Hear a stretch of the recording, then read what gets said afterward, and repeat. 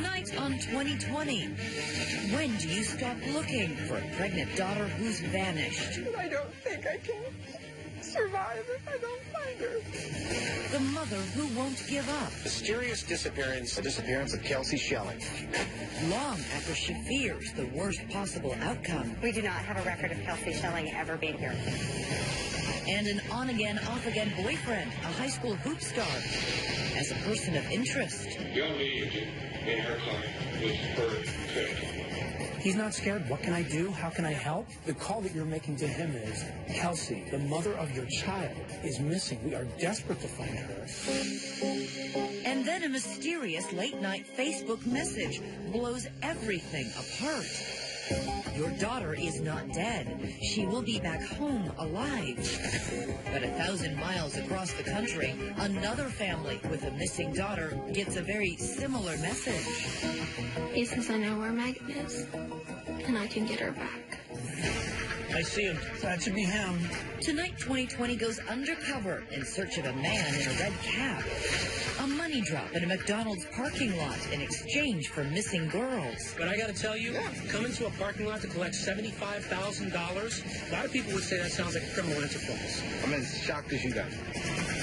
It is the ultimate showdown. The two lives still on the line. Maybe she is out there. Maybe she is alive. It was just what if, what if, what if. Good evening. I'm David Muir. And I'm Elizabeth Vargas. Put yourself in their shoes. Two desperate families with no clue where their daughters are, vanished without a trace. But over a 7-month investigation, 2020 has discovered a shocking link between them, leading all the way to Russia. And right here tonight, we're taking you into that world of websites devoted to missing people and strangers who claim to know where your family members are. But at what cost? We're live tonight on Facebook and Twitter. Join the conversation. Here again, Ryan Smith. February 2013. Dawn breaks cold and clear on a Tuesday morning in Denver, Colorado. And as morning turns to midday, a question hangs in the thin air of Mile High City. Where is Kelsey Schelling? The vivacious 21-year-old recently discovered she's pregnant. Now she's late for work at this Denver housewares store. She didn't show up for work. I tried calling her, I think, from my cell phone and the store phone. Couldn't get a response. At his hardware store in Holyoke, Colorado, Kelsey's father, Doug, also has trouble connecting. Then I thought, well, I'm going to call and see how she's doing. She didn't answer her phone, which is pretty rare. Tuesday turns into Thursday, and the silence gets louder. Concern morphs into panic, especially for her mother, Laura. All of her friends started contacting us saying, we've been trying to reach Kelsey and we can't reach her. And when that happened, that is when I got really, really scared, because I just thought there has to be a logical explanation. But since that fateful February week, no explanation has arrived. With no word from Kelsey, Laura spent years searching on her own. Developments of the disappearance of a Denver woman, 22-year-old woman. Kelsey Jean Schelling disappeared on a trip to southern Colorado. Father, we pray that you would help us to find clues today. With no word from Kelsey, she's spent years searching on her own. What do we want? Justice! Knocking heads with the local police department for their handling of the case. We appreciate you all so much. Your support keeps us going. And getting wrapped up in a mystery of her own, involving allegations of sex trafficking and extortion. More on that later. It's unbelievable to me doing all of the things that I'm doing to just, get out and fight people like I have. The story traces back here to a town called Holyoke, a couple of hours east of Denver, where the scenery looks more like Kansas than a Coors commercial. This is where Kelsey was born and raised. Where's the baba? She liked to be silly, liked to laugh.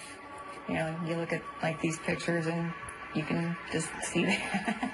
Mother and daughter develop a tight, unbreakable bond after Laura and her husband Doug split up when Kelsey was just 11 years old. It was just she and I together alone for a lot of years, so we were very close, pretty inseparable, basically. Kelsey attends nearby Northeastern Junior College with plans to study psychology. There, she becomes fast friends with her roommate, Allie Sandoval. She was very fun. She was laughing all the time, always getting into trouble, and just out to have a good time. And at school, a key figure enters her life, Dante Lucas. Their backgrounds cannot be more different. Dante hails from the central Colorado town of Pueblo, a place more Walmart than Little House on the Prairie. Blue-collar Pueblo has a reputation as the most dangerous town in Colorado because of its high crime rate. At Central High School, Dante stands out as a 6'7" basketball star. He just had a mad passion just for basketball. He loved everything about the game and hoping that he can, go on to a Division I basketball school and then maybe make it to the NBA. But the big college recruiters never come calling. Instead, Dante ends up playing ball at tiny Northeastern Junior College, literally the big man on campus, and in a whirlwind romance with Kelsey Schelling. To Kelsey's friends, the relationship turns toxic from the start. He would be putting her down, calling her names, saying that she was fat and ugly and nobody else wanted her, and she was lucky enough to have him in her life because she wasn't going to get anything else. After a couple of tumultuous semesters, the two split up. By 2012, Kelsey has quit school and is living in Denver, working at that home goods store. Dante, his hoop dreams slipping away, is back in Pueblo. To the alarm of Kelsey's friends, the two reconnect. She loved him. You think he loved her? No, you don't treat someone that you love like that. You don't treat them with disrespect the way that he did for her. He would throw things. She would throw things. It was awful. December rolls in like the snowdrifts in Denver. Kelsey and Dante spend the Christmas holidays together. And shortly thereafter, Mom is asking, what child is this? She called me when she found out she was pregnant. She was stressed, just told her, I will support you, whatever you need, your family's behind you. Did she tell you anything about Dante's reaction? She said he was mad. She said he was very angry. On Sunday, February 3rd, Kelsey writes to Dante, I know now how you truly do feel. You have no obligation to me, and you don't want to have anything with me. The next morning, Kelsey has a prenatal checkup, and the doctor delivers the news. She's 8 weeks pregnant, and her unborn child is in perfect health. She excitedly texts the sonogram to Dante and her family. She sent you a picture of the baby. Mm-hmm. What did you think when you saw the baby? I was happy. I knew that she was happy. After that checkup, Dante presses Kelsey to drive down to Pueblo, saying he has a surprise for her. Just wait and see for yourself. You probably wouldn't believe me if I told you. Kelsey responds, tell me what it is and I'll come. Dante, come see for yourself. I know it'll put you in a better mood. Kelsey relents, and at about 10 p.m., the young mom-to-be finishes her shift and pulls away in her black Chevy Cruze, making the lonely 2-hour nighttime drive to Pueblo. Did you have any idea she was going there? No, if I would have knew who she was, I would have made her take a friend, or I would have made sure and went with her. During the drive, Dante texts her to go to Walmart in Pueblo to meet him. At 11:20 p.m., Kelsey pulls into the Walmart parking lot. She waits almost an hour for Dante to show up, finally messaging him that she's tired of waiting and will come to him. At 12:15 in the morning, Dante texts her to meet him on this street. They've met here before. It's near his grandmother's house, Dante's current crash pad. Again, she's left waiting in the car. Where are you? She messages him. I've been here over an hour just waiting. Kelsey is never seen again. By the end of the week, her phone shuts off, and her mother is melting down. Just sheer panic and disbelief. I mean, I can't even really remember how scared I felt. Coming up, Dante tells his story to the cops. We are now leaning towards foul play. Is the basketball star a piece of a larger puzzle? And could Kelsey's case be connected somehow to another woman who's gone missing over 1,000 miles away? Could there be a nationwide conspiracy kidnapping young women? Stay with us. 2020 continues. What if? Now to the mysterious disappearance of a Denver woman. She seemingly disappeared. The disappearance of Kelsey Schelling. This much we know. On the night of Monday, February 4th, Kelsey Schilling is very troubled, very pregnant, and maybe still very much in love, makes that late-night drive from Denver to Pueblo, Colorado, to visit her boyfriend, Dante Lucas. Pregnant woman who vanished. Kelsey was 8 weeks pregnant. She was last seen in Pueblo. When Kelsey's family reaches out to Dante, they say he seems oddly unconcerned. And I just said, if you hear from her, you need to tell her that we're taking this very serious and that we're calling the police. And so he's like, okay, I will. What did he sound like on the phone? Because the call that you're making to him is, Kelsey, the woman that you are with, the mother of your child, is missing. We are desperate to find her. Nothing, no. Not worked up, not, just... He's not scared? What can I do? How can I help? No, he just says if I hear from her, I'll let you know. The Pueblo PD take over the case. As the last person known to have seen Kelsey alive, Dante falls under immediate scrutiny and is called in for questioning.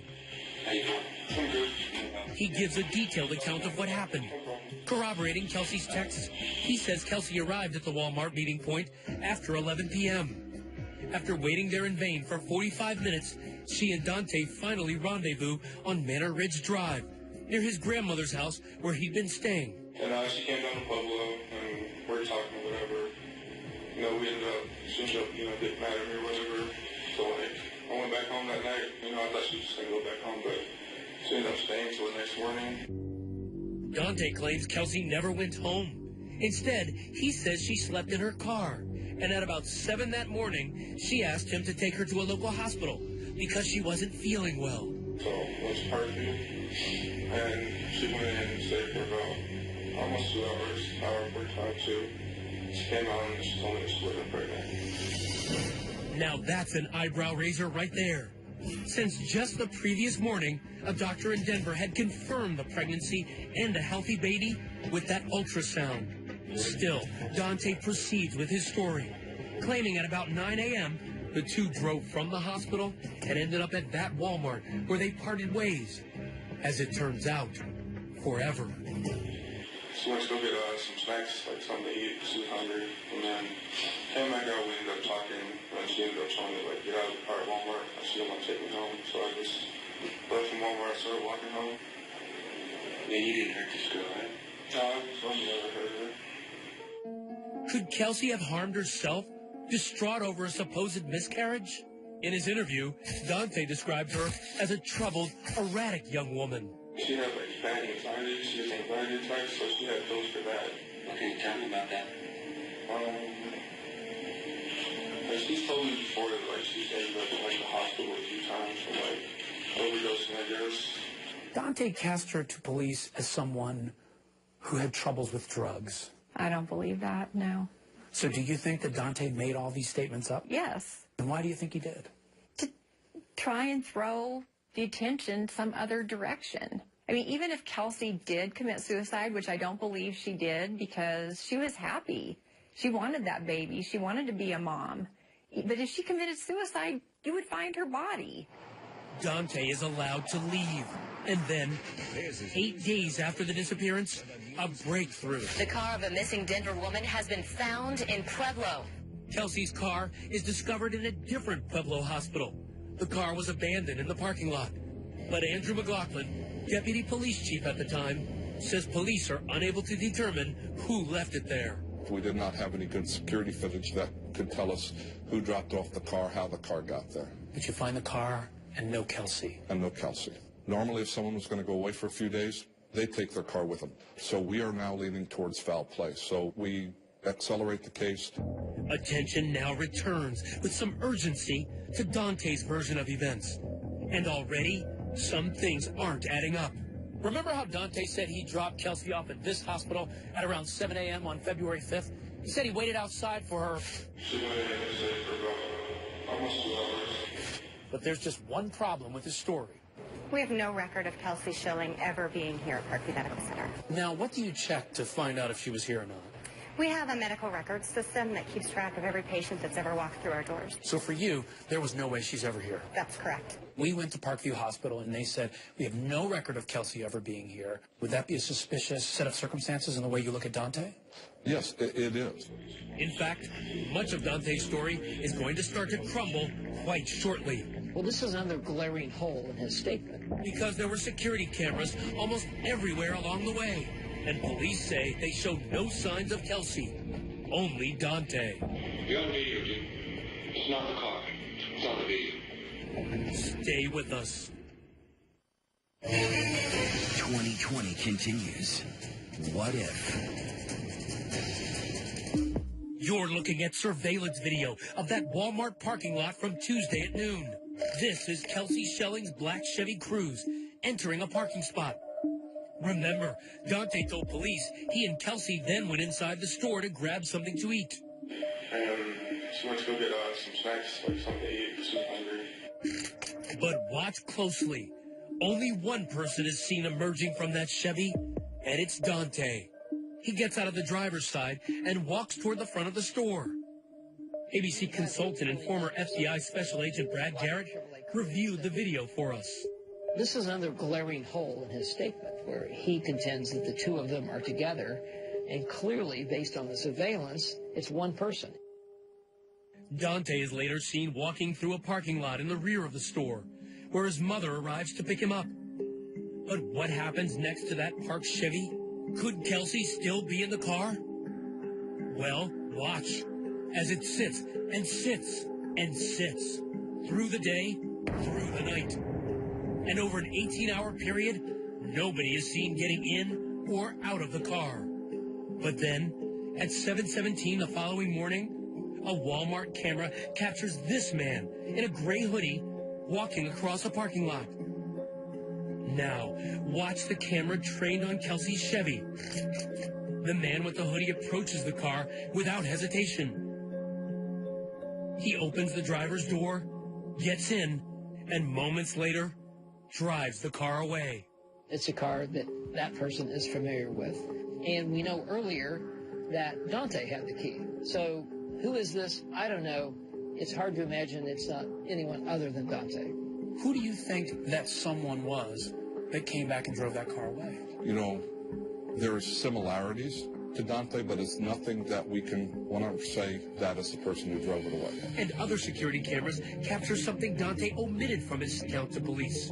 Remember, he said after leaving the hospital that morning, he and Kelsey drove to the Walmart. But it turns out he did make a stop at this Pueblo bank. This video was shot at about 11:40 a.m. before he arrived at the Walmart. Dante is seen pulling up to a drive-through ATM in Kelsey's Chevy Cruze, and he's using Kelsey's bank card to withdraw $400 from her account. Kelsey is nowhere to be seen. Is it suspicious for you that he uses that card? It is part of the suspicious activity, yes. And that is one more addition that we have in the case. Cops now believe that Dante knows much more about Kelsey's disappearance than he's letting on. Time for Cops versus Dante, the rematch. This is the second time I talked to you. You're afforded certain rights by the Constitution. These detectives had a wealth of information to go at him that I and other people would have died to have had in an interview. Playing a game of 2-on-1, the Pueblo detectives confront Dante about his visit to the ATM using Kelsey's bank card. I don't know the nice way to put this, but why'd you get the money? The money? Mm-hmm. What money? 11:39 at the bank. You're on video, dude. In her car with her credit card. You're on video. This for the 400 they're talking about? Mm-hmm. This is for my phone bill. Why didn't you go with you to the ATM? It's not the car. It's on the video. It may have been while she was over the hospital. Honestly, I'm not sure about the, like I said, like my time frame has been messed up. The detective moves on to another topic, pressing the power forward about why there's no record of Kelsey ever showing up at that hospital. There's no record of her ever being turned to you. That's like all I have to say. Like, sit in my shoes, and you see the questions that I understand where you're coming from. Like, completely do. Like, I get it, but I don't even know what to say right now. It's clearly an opening. The light's almost coming on like I'm boxed here, and I feel like I'm in trouble. But Garrett believes right at that moment, the cops make a blunder. Instead of cornering Dante on these contradictions, they hopscotch over to an unrelated topic. When you dropped her off at Walmart, where were you parked at? I mean, like, apparently you guys know, so, like, I don't understand why you, like, I told him one time, like, that's all I can say about it. You dropped her off, when was that again? Can I speak to a lawyer, please? So you guys just keep asking the same questions over and over, and I was like, speak to a lawyer. And with that, game over. The detectives walk out of the room, and the interrogation is concluded, with key questions about that Walmart video, for instance, left unasked. Unfortunately, this is a very poorly executed interview. I think it's a tremendous missed opportunity because you have a case that you don't have physical evidence. Pueblo police wouldn't discuss details of the interrogation, but they acknowledged that it was their last shot at talking to Dante about the case. Once he shut down, our avenues of trying to talk to him end.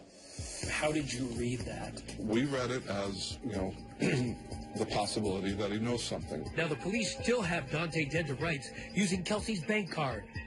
So they arrest him and charge him with identity theft. But just a month later, to Kelsey's family's horror, the charge is dropped. How do you prove she did not or did give him permission at that time? You don't know that.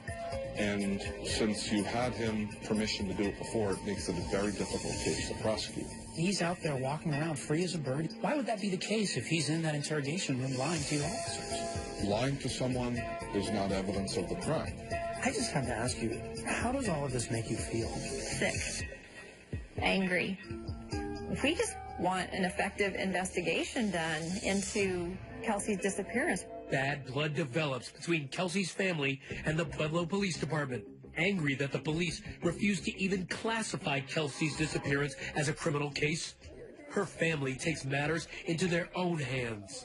Her family is pleading for your help. They go public, holding a press conference to bring attention to the case. And law enforcement has informed us that Dante Lucas accessed her bank account. The family's plight strikes a chord in Pueblo. What do we want? Justice!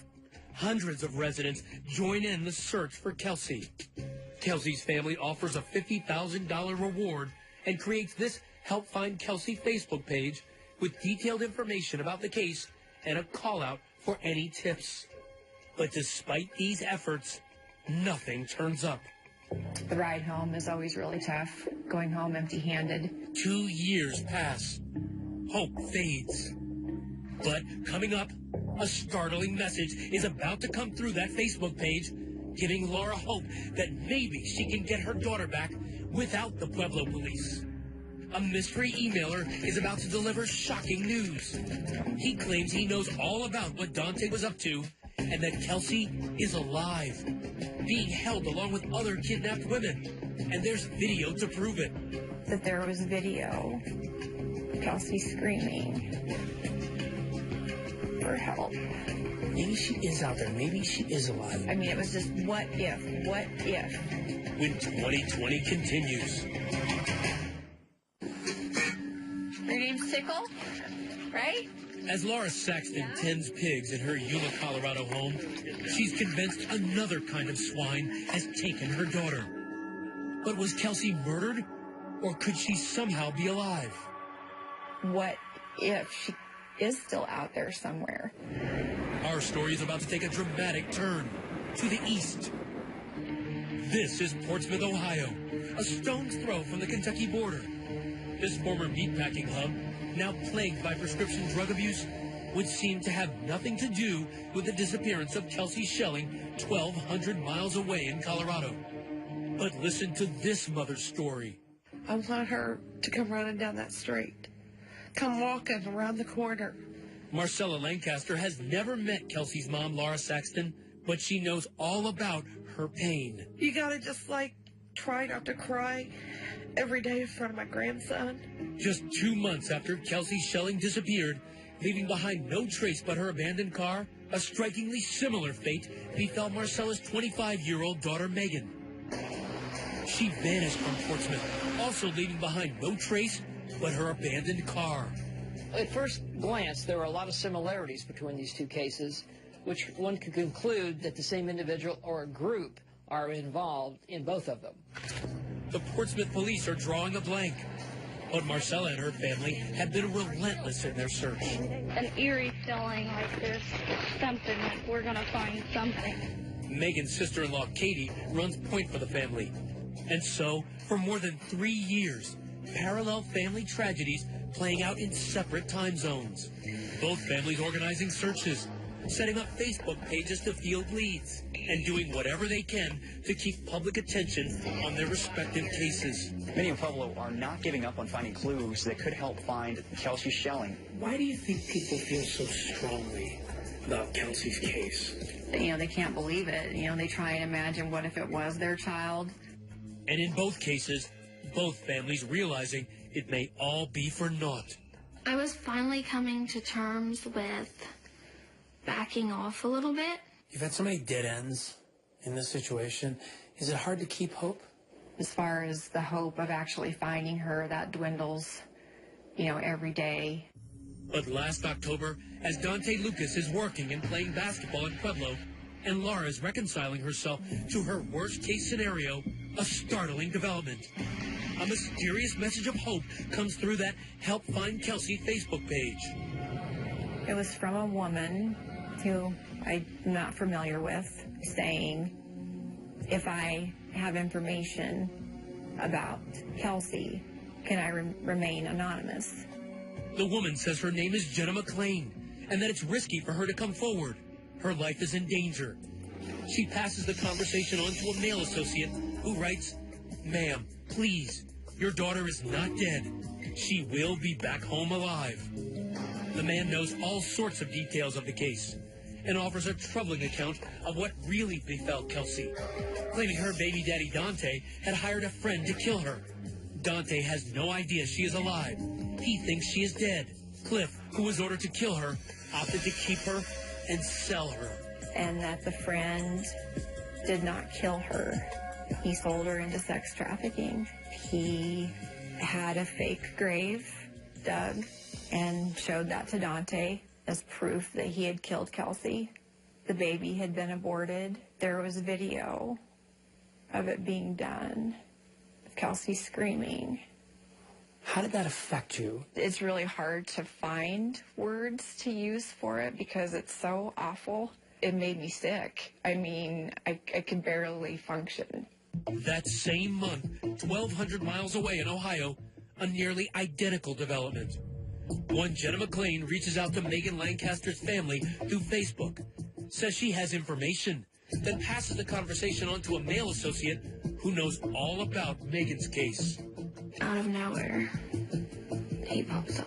He says, I know where Megan is, and I can get her back. He tells me how she was tortured, and that she was in sex trafficking, and he told me that they kept her on chains.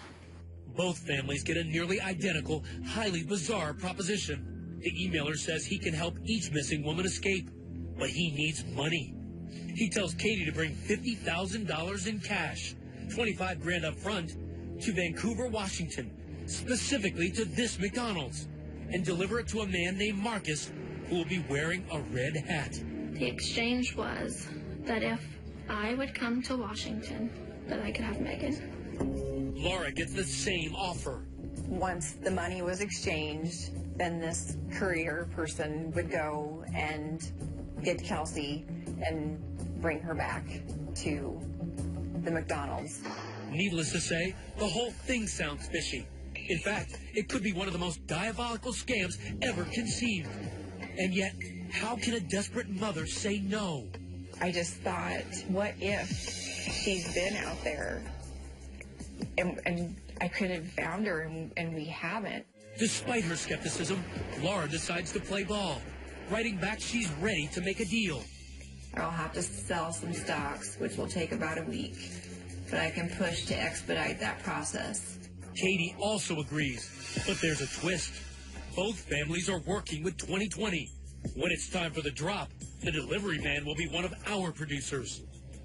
Enough games. Before we give this guy anything, it's time for some answers. Right when they're at the trunk, get ready. We're about 10 seconds away. Stay with us. 2020 continues. What if? The mystery of Kelsey Schelling's disappearance has brought us all the way here, Vancouver, Washington, and an ordinary McDonald's where somebody is about to conduct some extraordinary business. A picture was sent, a name was given, very specific instructions.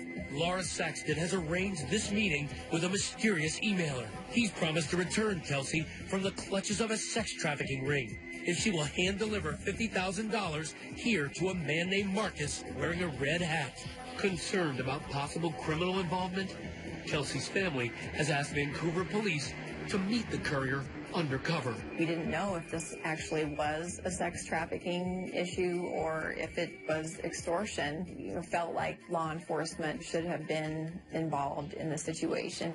But just before the appointed time, the Vancouver police back out, believing it to be a scam and not an actual human trafficking plot. But 2020 has that Golden Arches under surveillance, and our cameras are rolling as a man with a red hat enters. He sits quietly, doesn't even order a McShake, waiting for his takeout order of cold hard cash. But after no one shows up, he takes his leave. We show the video to Laura. I'm really surprised that somebody actually showed up. It is weird, eerie to see that they actually were, going through with this. Laura is more determined than ever to uncover the truth. Is this for real or is it a scam? It was just all a matter of trying to get down to the truth of this. Now, 2020 has uncovered the key to cracking this mystery. It's that other tormented family in Ohio, the family of Megan Lancaster. What if he really does have her, and I can bring her home? They've also been promised to get their missing loved one back if they bring a supersized bag of Benjamins to that same Golden Arches and deliver it to a man named Marcus wearing, you guessed it, a red hat. It's almost a relief to know that they were doing this to somebody else in a way, because then that's just 100% clarification that some dirtbags out there are trying to get money off of these poor families. Both families now convinced they're being conned and ready to fight back. I was like hell-bent on this person being found. I wanted to know why. Why did you randomly pick us? Why did you randomly pick the other family? Why? Katie, you said this morning that they sent you a text message. To answer that question, Katie has agreed to work with 2020 to set up a sting operation. They will be sending Marcus. Just 2 weeks after Marcus came to scoop up Laura's cash, Katie arranges a similar meeting of her own. But there's a twist. She will be bringing ABC News producer Jerry Wagshall and a hidden camera. Katie and Jerry walk into that Vancouver McDonald's, the appointed meet time. They spot Marcus, the man with the red hat, and walk over to him. Katie's been instructed not to ask any questions, so they tell Marcus they've brought the money, but the cash is in the trunk of a car parked outside. Okay, let's get ready. They all head out to the parking lot, but before the trunk is open, it's time for a little heart-to-heart with Marcus. Marcus, Ryan Smith, ABC News. How you doing? Pretty good. Good. Why'd you come here to take $25,000 from Katie? I don't know. You don't know why you're here to take $25,000 from Katie? Nope. What are you here for? Oh, because to collect some money.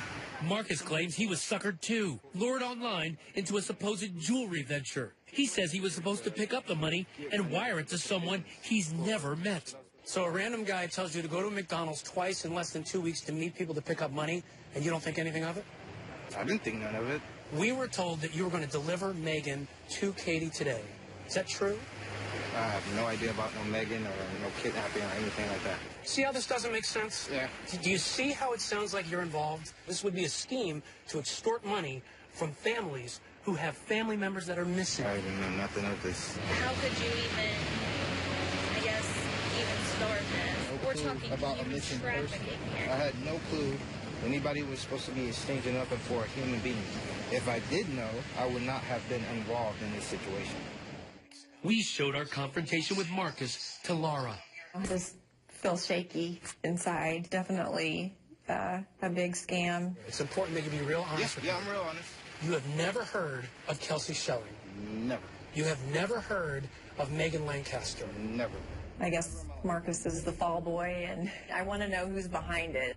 So who was sending those emails? Well, it turns out they may be a little tougher to get to. An FBI analysis of the emailer's Facebook page revealed that it utilized an IP address which is traced back to, of all places, Russia. That's the frustrating part about internet scams, is they're difficult to identify and even more difficult to hold the people accountable. But since we confronted Marcus, both Laura and Katie have stopped receiving those tormenting messages. I'm really grateful to know that we know the answer, and this needs to just be a warning to other families who have missing family members that these people are out there. They're looking for you. They're studying you. They don't have a problem with hurting you and taking your money. Coming up, the extortion plot may be laid to rest, but Laura now returns her focus to her prime suspect, Dante Lucas. And so do we. How about a little one-on-one? Dante Lucas, I'm with ABC News 2020. Stay with us. The missing pregnant woman and her unborn baby remembered in Pueblo today. This February, on the 3rd anniversary of Kelsey Schelling's disappearance, hundreds turn out in Pueblo to honor her memory. Do your job! And to protest how police have handled the case. What do we want? Justice! What do we want? Yeah! Pueblo police strongly defend their investigation. It's never been closed. That is the most hours intensive case we've ever worked. Can you understand why the family might look at this like, I feel like I'm dealing with the Keystone Cops here. I feel like I'm not getting a straight answer from the cops. Well, yeah, I understand the family's going through a lot of difficult times. They're frustrated. But, you know, there are many things that they feel we have the power to do we don't have the power to do. I don't think they will do their job. What do you want them to do right now? I want them to give the case to somebody else who's going to work it. I want things that need to be done to be done. Kelsey's parents also haven't forgotten about Dante Lucas, the only person of interest named in the case. They sued Dante and several members of his family, claiming he murdered Kelsey and her unborn baby, and the family either conspired with him or covered it up. Dante, his mother, and the rest of the family had denied the allegations. Today, Dante can still be found playing ball on occasion on a Pueblo court, and that's where 2020 caught up with him. The family of Kelsey says you're responsible for her disappearance. Is that true? What do you have to say to Kelsey's family about the disappearance? Nothing? Anything to say? Meanwhile, Laura continues the search for her long-lost daughter and unborn grandchild. Just a few weeks ago, she was back in Pueblo, organizing yet another search party. Can swing back that way? Or? Combing the landscape for any clues. It's just like looking for a needle in a haystack. I don't think I can survive if I don't find her. Just like the family of Megan Lancaster back in Ohio, Laura vows she will never give up until she is finally reunited with the person she loves most in this world. Bring her home. I want to lay her to rest. She deserves to be honored. We deserve a place to go visit her. And right here tonight, a major new development. 2020 has just learned that the Pueblo Police Department is planning to turn over Kelsey's case to the Colorado Bureau of Investigation. For those families, perhaps a step toward resolution. So if you were one of those family members, however skeptical you might be, would you have shown up with that exchange money if there was any chance at all that it could free your daughter? We hope you'll let us know on Facebook and on Twitter. Use the hashtag ABC2020. In the meantime, I'm David Muir. And I'm Elizabeth Vargas. For all of us here at 2020 and ABC News, have a good night and a great weekend.